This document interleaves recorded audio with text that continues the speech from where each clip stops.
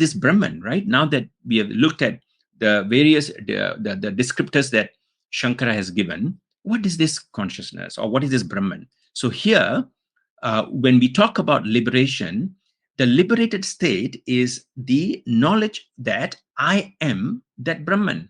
That is what liberation here means. As what I call significant, or even sometimes overwhelming, or even controversial as this may sound, this is what the Advaita Vedanta or the Upanishad tradition, what I call states or teachers, which is I am that Brahman. Now, how do we know this? Know that we are that Brahman? So we find very, very pertinent statements in the Upanishads that actually reveal what does this I am that Brahman mean? And these are called Mahavakyas, or what we call as great statements.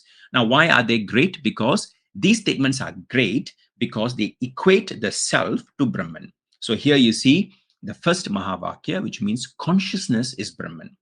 So here we understand Brahman as just consciousness, but this consciousness does not refer to the psychological consciousness, or what we call metacognition, or biological consciousness that is confined to, in medicine, people ask, are you conscious or not? Or we want to know whether the patient is conscious or not. This is not the consciousness we are talking about. In the Upanishad, consciousness is the fundamental reality of the universe, which makes everything evident, which makes everything possible. That is what this particular consciousness means. So therefore, this is not brain consciousness, this is not mind consciousness, though brain consciousness, mind consciousness, or any type of consciousness depend on this particular Brahman, which is absolute consciousness.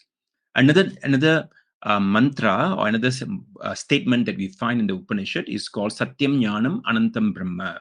The word Jnanam in this particular statement also refers to consciousness.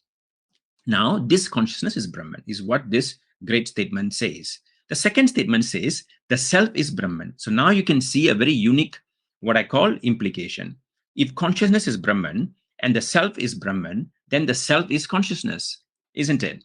Right? So now the self is consciousness. So now we know the self of all individuals, even not just human beings, the self of all actually, because in the tradition that is called Sarvantaryami, that means it is in every being, everything, it is there as an inner being. So this self is now Brahman. Now, again, the Upanishad says that Brahman, which is the self, is you, that you are, which is famous Mahavakya, the great statement, which is Tattvam Asi, which is that you are. What is that? That refers to that Brahman, which is consciousness, which is the self, which is you. Now, this word you, which is very powerful, because when you hear a statement like you are Brahman or Tattvam Asi, there is a significant impact, because you are now listening. The power of listening is something that is very, very much investigated in the Vedanta tradition. So that you are, the word you, is this pronoun is very powerful, because it indicates that you are that Brahman, which is consciousness, which is the self. And then the last one, which is the Anubhava, means that experiential statement in the Upanishad, which is I am Brahman. Another famous Mahavakya, which is Aham Brahmasmi.